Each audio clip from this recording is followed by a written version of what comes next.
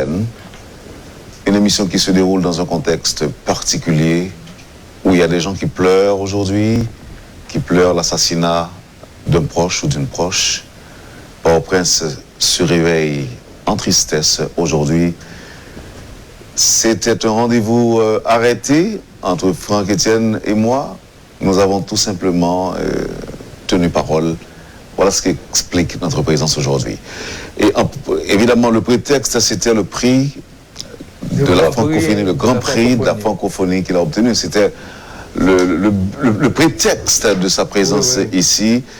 Mais nous profiter de présence ici pour nous parler de l'autre bagaille. D'abord, nous retourner sur l'expérience que tu fais dans la lutte contre Covid. Oui, c'était nécessaire pour moi, Wendell, de le faire. Parce que jusqu'à présent, les gens tardent. On n'a pas le droit de s'attarder quand les menaces de mort sont en train de saper nos assises psychologiques, organiques et biologiques. Autrement dit, là, moi, son brigade liée, elle a dit qu'elle paraît sous forme virus là. Il prend toute forme. Il prend forme couteau qui tue le monde. Il prend forme zam qui massacre une population. Il prend forme poison. Il prend forme maladie quelconque. Mais virus, côté le plus visuel, le virus n'est pas visible à l'œil nu. Il n'est même pas visible au niveau de ces microscopes ordinaires. Le virus est une particule subatomique. Son particule subatomique. Alors, bon, petite parenthèse, ma pauvre, pour comprendre bien. Quand tel bagaille, la majeure partie des choses ne sont pas visibles. Dans l'univers, il y a 4 états de la matière. Il y a la matière liquide, il y a la matière solide, il y a la matière gazeuse, mais le quatrième que pourquoi apprendre le monde et que toute la science, toute grande université qu'on y a, c'est le plasma. Et le plasma constitue les 99% de l'univers. Il y a les matières plasmatiques ou matières plasmiques, mais c'est le plasma. Et plasma, ça, sont fluides liés qui constituaient de gaz, de ions, d'électrons, et qui permettent même la médecine de faire des progrès, car il y a des médecins qui n'utilisent pas des instruments. On a eu, mais ce sont des spécialistes, car cela se fait au niveau d'une communication entre l'opéré et l'opérant. L'opérant, c'est le médecin. On m'avait dit opérateur mécanique. Oui. C'est l'opérant. Celui-là qui procède à l'opération, c'est ce médecin. Et il y a une communication au niveau de la pensée, au niveau de l'esprit, qui n'est pas visible non plus. Eh bien, esprit fait en communication avec malade là. Et c'est avec mêle les ouvert ventre. Même si mon n'a pas un problème dans l'intestin, il a un problème dans le foie, c'est pas avec bistouri ouvert ventre. C'est pas avec même bagage électronique, car l'électronique est encore de l'ordre du visible. C'est mère. On a eu des médecins en Europe et des médecins au Brésil. Il y avait un médecin au Brésil qui opérait ainsi. C'est-à-dire l'ouvert quand on tape pour farine. Il n'y a pas de sang, il n'y a plus rien. Et c'est à partir du fait que la science a reconnu comme une évidence la nature plasmatique de la matière. C'est-à-dire la matière est non seulement gazeuse, liquide et solide, mais c'est le plasma. Est-ce que c'est ça qui expliquait que dans la même logique là, qu'on dit par exemple au Brésil, il y a des gens, peut-être longtemps, qui ont fait des interventions chirurgicales sans anesthésie? Mais c'est lui-même, oui, c'est ça là, oui. C'est lui-même, là, précisément. Il n'y a pas besoin d'outils, bagailles, capables de couper, capables qui laissent des séquelles. qui sont des traumatisants. Oui, mais il n'est pas relevé de tout le monde, il n'est pas relevé de compétences tout le monde, pas tous les humains, ou bien ils ont ignoré. C'est ignoré, parce que le plus gros péché de l'homme, c'est l'ignorance. Le plus gros péché de l'homme, c'est l'ignorance. Et l'ignorance est à l'origine de tout. Écoute, quelqu'un qui accumule de l'argent, je ne sais pas, 10 milliards, que ce soit Bill Gates ou un autre, 15 milliards, 140 milliards de dollars. Vous pensez, le plus souvent on dit c'est l'homme intelligent. Mais c'est cette intelligence qui a été détournée, qui s'est détraquée vers l'accumulation de cet argent qui devient maintenant son maître. Et s'il n'avait pas le choix? Ah, on a toujours le choix. Le cas d'un enfant, par exemple, qui hérite d'une fortune parentale, par exemple. Donc ça, le jeune agent, il n'a pas dit le choix. Je crois que le choix n'est pas seulement de l'ordre de l'immédiateté personnelle ou individuelle. Il y a des pensées qui nous traversent, il y a des idées qui nous traversent, il y a des désirs qui nous traversent. Il y a aussi, au niveau de nos contacts avec les autres, des échanges qui se font.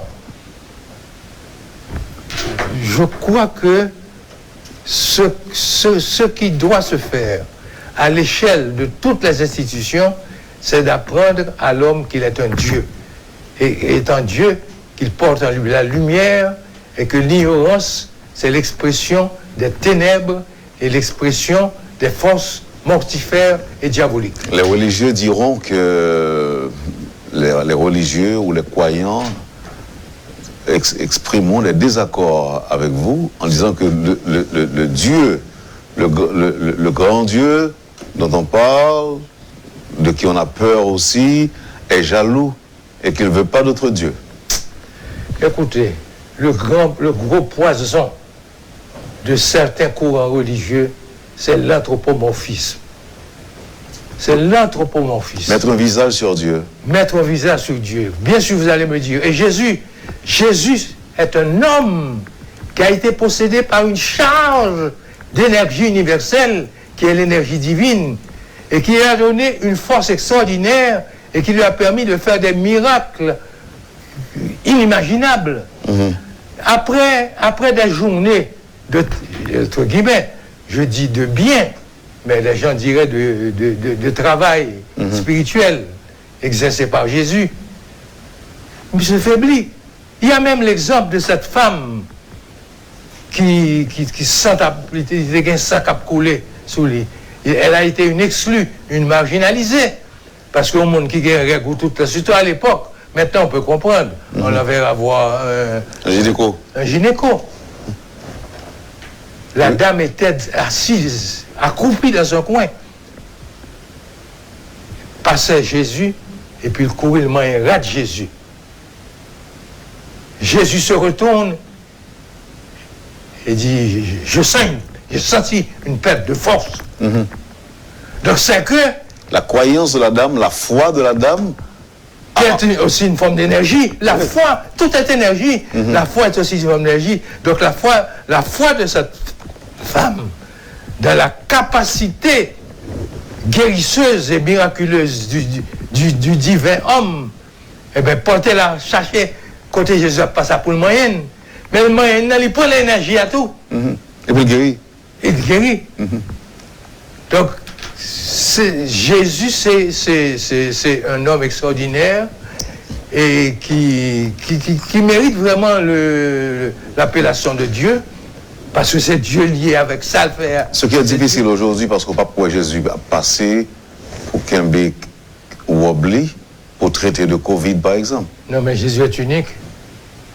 Jésus est unique. Mais par la foi. L'humanité a donné quelques spécimens de gens capables d'opérer des miracles, mais pas à ce niveau extraordinaire. Il a réveillé des morts. Oui, il y a un auditeur qui dit qui parlait de chirurgie psychique au Brésil, le pays du spiritisme d'Allan Kardec. C'est ça. Maintenant, le prix. Le prix. Eh bien, le prix... Qu'est-ce qui vous a permis d'obtenir ce prix, le grand prix de la francophonie? Bon, c'est l'ensemble... Le tome d'ouvrage que vous avez rédigé? Oui, c'est l'ensemble de mon travail global et des affiches, peine en tête. Et bon, ça c'est d'expression créole, mais mieux à crever, ultra vocal, et l'oiseau schizophone, Galaxie Kaobabel, Brèche ardente. Il y a près d'une cinquantaine, peut-être plus d'une cinquantaine d'ouvrages à dimension théâtrale, poétique, et ce que j'appelle la spirale, qui a quelque part interpellé les membres du jury. Dites-nous, Franck Etienne, livre-vous fait écho dans une quarantaine de pays africains, par exemple. Nous sommes au bon petit anecdote où du connaît petit japonais a précipité sur le livre. Oh, ça m'est arrivé. Le livre est sous les aisselles. Oui. Ça m'est arrivé au Japon. C'est-à-dire, j'étais dans une ville japonaise où on allait organiser, enfin, j'allais prononcer une conférence. Mais une conférence suivie de vote signature. Et lorsque j'arrive dans la salle, je vois déjà des livres sur le pupitre, sur le bureau des participants.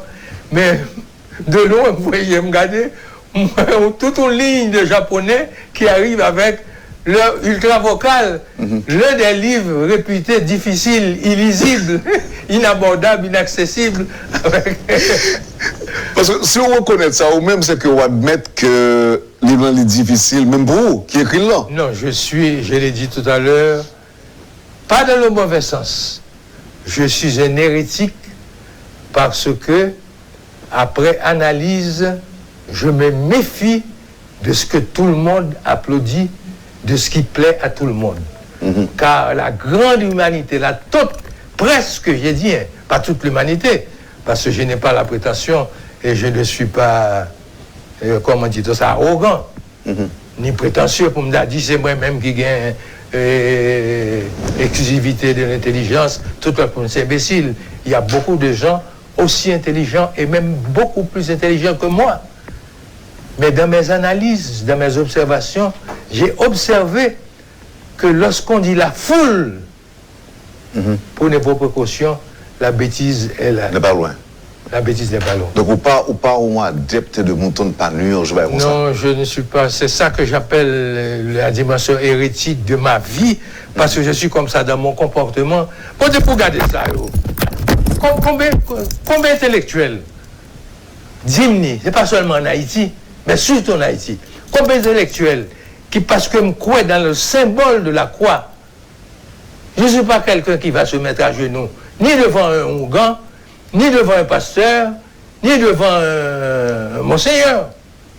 On va mettre à genoux devant tête ou à genoux, il est pas fort. Non, le symbole, Dieu, qui est en moi, que je ne vois pas, qui est de l'ordre de l'invisible, de l'intouchable, de l'imprévisible, car Dieu est quantique. Quantique, c'est-à-dire insaisissable, imprévisible. Tu rencontres Dieu à travers une personne ordinaire que tu rencontres dans la rue, que tu croises dans la rue. Et c'est Dieu. Et c'est Dieu qui te l'envoie.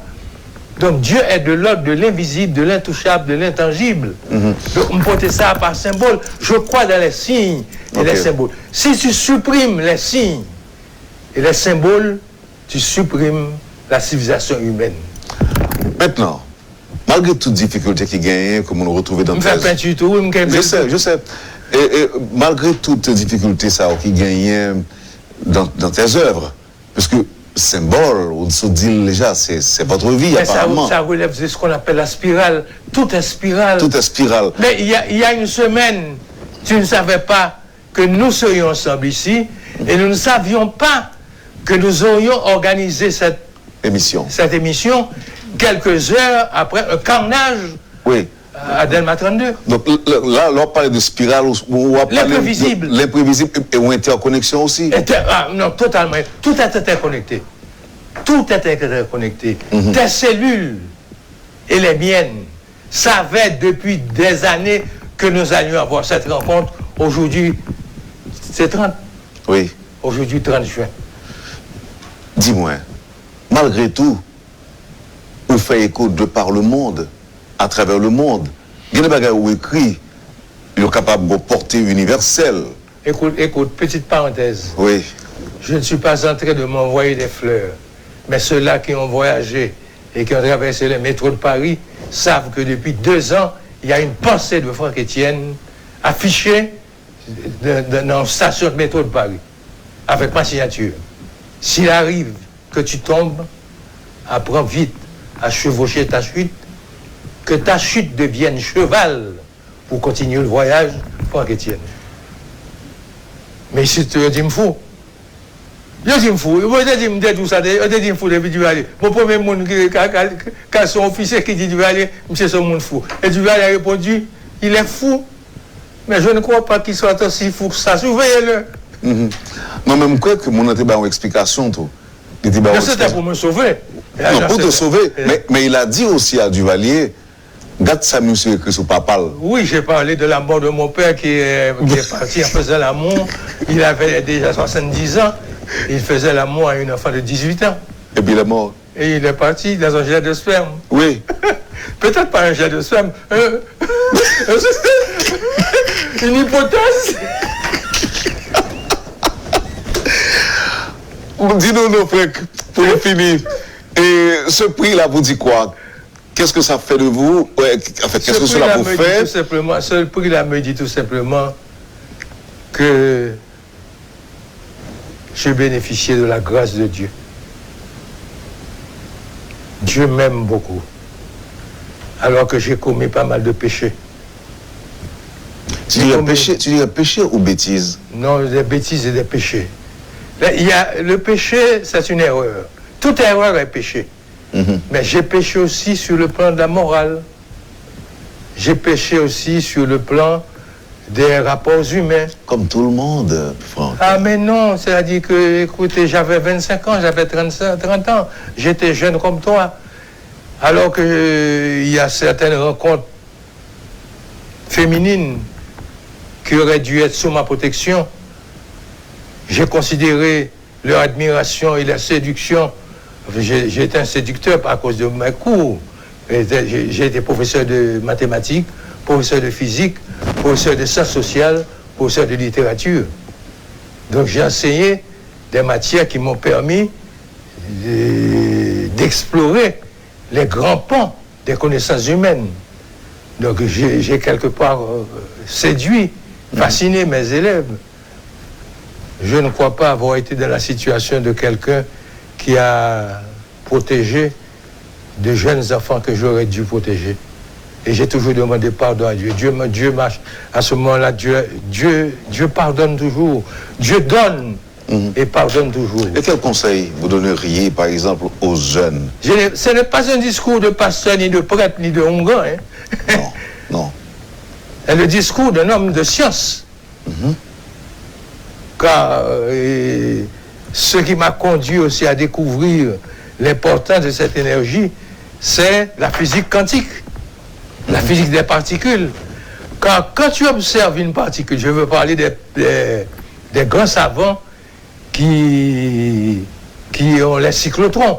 Les cyclotrons sont des accélérateurs de particules. Donc pour observer la vitesse et la position d'une particule, eh bien l'observateur agit sur la particule observée et la particule observée en retour réagit sur l'observateur. Donc c'est ce qui se passe maintenant entre toi et moi et entre nous et les téléspectateurs. Maintenant, nous sommes tous interconnectés. Je m'apprêtais à partir ou encore à refermer l'émission sans ouvrir la parenthèse sur vos œuvres, vos tableaux. Bon, je continue. Là encore, c'est une immense bénédiction qu'à mon âge, 85 ans, non seulement j'ai un livre que je viens de terminer et que Marie-André, mon épouse, est en train de traiter et à l'ordinateur parce que moi, j'aime mon ordinateur. J'aime toujours un clavier ordinateur. Donc, heureusement que j'ai eu la bénédiction de Dieu et ensuite ce que j'appelle la disponibilité de Marie. À un moment donné, on était considéré comme athée. Mais moi, Mais de jour, je l'ai été. mais de jour en jour, moi, on a cité Dieu Mais je de l'ai plus été. en plus. Je l'ai été dans ma stupidité, dans mon imbécilité. Je l'ai été.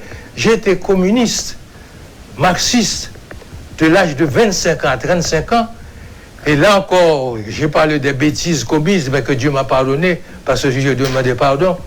Il y avait en classe de 3e chez moi, un enfant, dans les début des années 60. Il s'est mis debout, je me rappelle très bien, protestant. Il s'est mis debout au moment où je faisais un cours, j'exposais un cours sur la trigo. L'addition des arcs en trigonométrie. Et j'ai dit tout cela comme un imbécile. J'ai dit tout cela traduit la profondeur de la pensée humaine qui n'est pas liée aux superstitions. Il s'est mis debout. Il a dit, mais professeur, Dieu existe.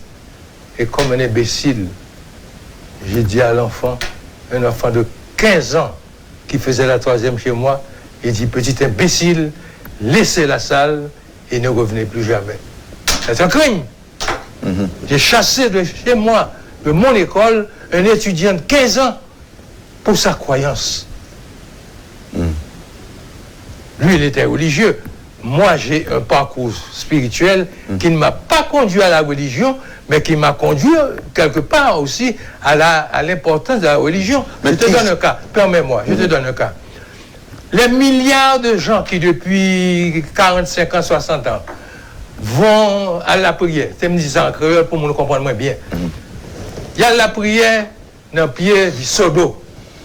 Vieille miracle sodo. Vieille miracle sodo, maman, si tu m'as joué boule bolette, ça a fini pour maladie. Ça a fini pour un voyage. Ça a fini pour Marie qui a le problème. Ça a fini pour un travail. Ça a fini pour Marie, besoin de Marie. Ça a fini pour tout le bagage. Il a fini pour tout le bagage. On a besoin de prière. Bon, alors comprendre, après 50 ans, milliards de monde ça passé, pas projeter l'énergie sur l'icône. Vous n'êtes plus en présence d'une icône religieuse. Mais d'une force. De l'accumulateur d'énergie, moi je vais en façon batterie. Merci Franck. Tableau, il est toujours disponible, il est en vente. Il est en vente, mais pour mon yo connaît que les Franck Etienne partis sont capables, pas qu'à acheter un Franck Etienne, mais pas acheter Franck Etienne dans la rue parce que les gens qui fait faux. Si on dit, est-ce que quelque part je suis content, je ne suis pas fin content parce que son manque à gagner, mais quelque part, moi je dis, ah, je suis reconnu. Car n'est pas copier n'importe qui monde. C'est Picasso copier, c'est Dali copier, c'est Jérôme copier, c'est Séjourné copier. Au moins si on haïtien copier lui, donc ça veut dire que de mon vivant déjà. Haïtien ça vaut qui choisit. Est-ce une reconnaissance? Je suis content du moment que nous passons malgré tout. Nous passons un bon moment ensemble avec vous matin. Et j'espère un peu l'auditeur qui a décidé de prêter attention à ça nous a dit depuis le commencement. Mais Franck, il faut tourner là, parce que nous ne pouvons pas parler. Nous ne pas arrêter trop sur la spiritualité, je ne te promets nous qu'on a fait là. Il faut nous retourner. Oui, bon, mon petit promesse. Solennel et public. Je fais public là, je fais promesse là, mais je fais public la promesse là tout. Que si un mois passé, comme bon, j'étais 10 000 ans, 6 000 ans passé, 1000 ans pourront passer, mais 2000 ans ne passeront pas. Un mois peut bien passer, mais 2 mois ne passeront pas, je serai là. On a plus été contre Covid, hein?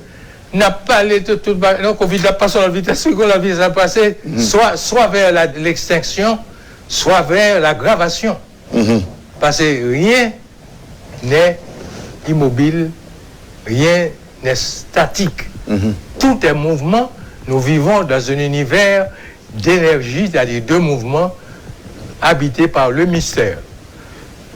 Et il suffit de percer ce mystère, si possible, et on comprendra la vie.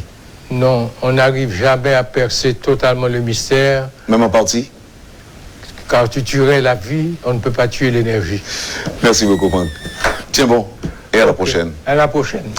Vous avez suivi, madame, monsieur, la rubrique Le Point de Métropole. Franck Etienne était avec nous ce matin. Merci de nous accueillir chez vous, de nous avoir accueillis chez vous. Passez une excellente journée et surtout une bonne journée et avec Métropole. Et à demain.